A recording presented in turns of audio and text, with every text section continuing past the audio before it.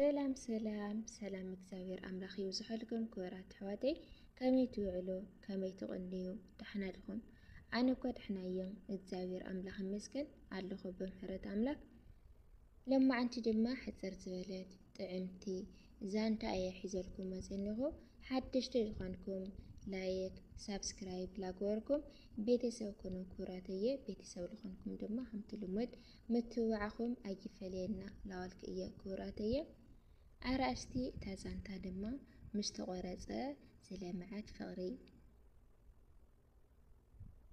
ኣብ ሓደ ግዜ ኣብ ሓደ ፅሩይ ኣየር ዘለዎ በረኻ ዓዲ ሳሙኤልን ኤልሳን ንዝበሃሉ ኣዝዮም ዝፈቐሩ መንእሰያት ነበሩ።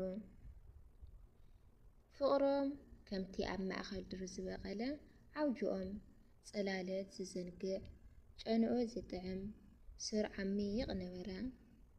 ዝርእዮም ዘበለት ድማ ብኦም ይቐንእ ነበረ። ይኹን እምበር ህይወት ኩሉ ግዜ ከምቲ ዝደልዩ ኣይቅፅልን እያ።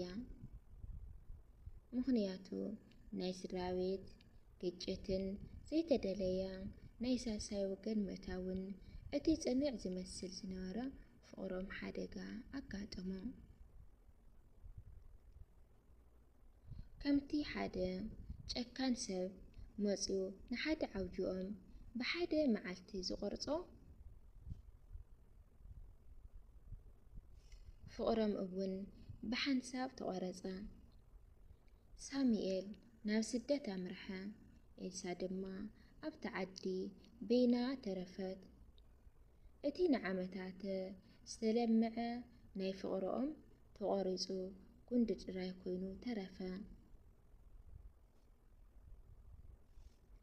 ዓመታት ሓሊፉ 10 ዓመት ሙሉእ ሳሙኤልን ኤልሳን ኣይተረኸቡን። ክልቲኦም ናይ ባዕሎም ናይ ህይወት ፈተናታትን ይሓልፉ ነበሩ። ሳሙኤል ኣብ ስደት ኮይኑ ልቡ ኩሉ ግዜ እቲ ዝተቆረፆም ፍቕረይሲ ደጊም ይልምዕ ዶ ይኸውን እናበለ ንነብሱ ይሓታ ነበረ። ኤልሳ እውን ብወገና እቲ ስርኩ እንተሃለወ እቲኦም ግና ተቆሪፁ እዩ ኢላ ተስፋ ዝቆረፆ ዝመስል ነበረት። ሓደ መዓልቲ ሳሙኤል ድሕሪ ነዊሕ ዓመታት ናብ ዓዱ ተመለሰ። እቲ ናብ መጀመርታ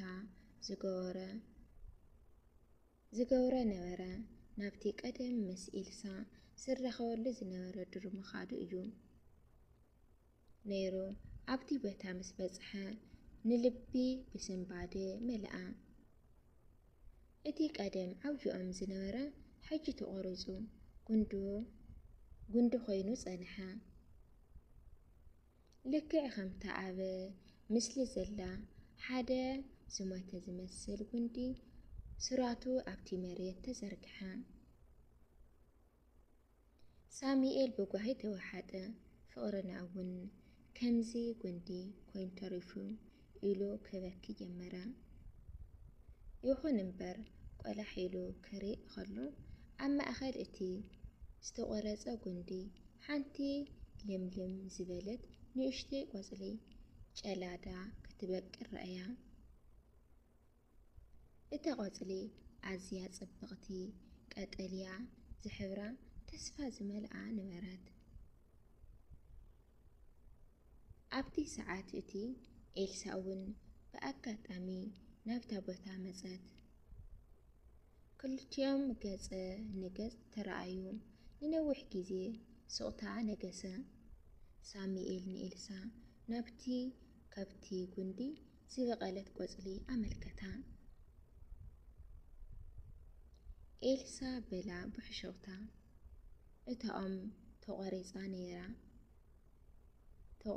ነይራ እያ።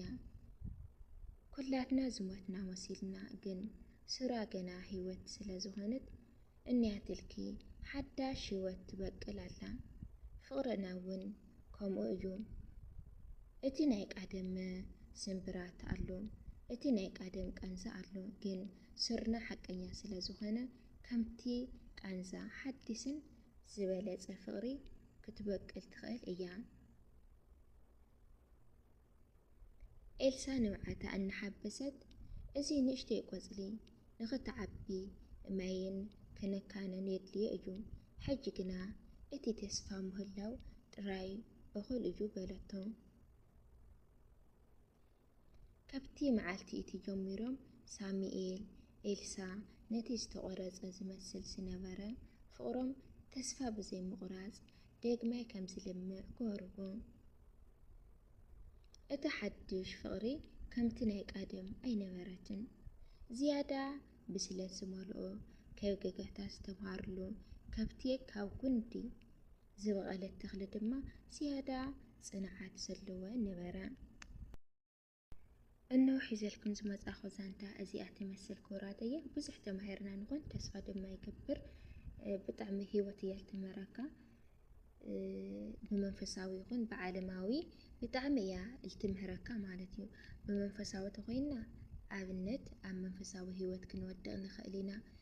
ወዲቕና ድማ ናይ ማህሌታይ ቅዱስ ያሬድ ታሪክ ተማሂርና ወይ ከዓ ሰሚዕና ወይ ከዓ ርኢና ኣንዩና ኣቦታትና ልምሃሩና ክንለዓል ንኽእል ኢና። ተስፋ ቆሪፆም ትምህርቲ ይተሓዘሎም ነይሮም ኣብ ሓደ ኦም ከፍ ኢሎም ግና ፃፀ 7 ግዜ ክዋረድን ክድይብን እንከሎ ሪኦም ተስፋ ኣብ 7ይ ግዜ ተስፋ ተይቆረፀይ ክድይባ ከሎ ሪኦም እሶም ድማ ተመሊሶም ምስ ኣኮኦም እዮም ዝመሃሩ ነይሮም።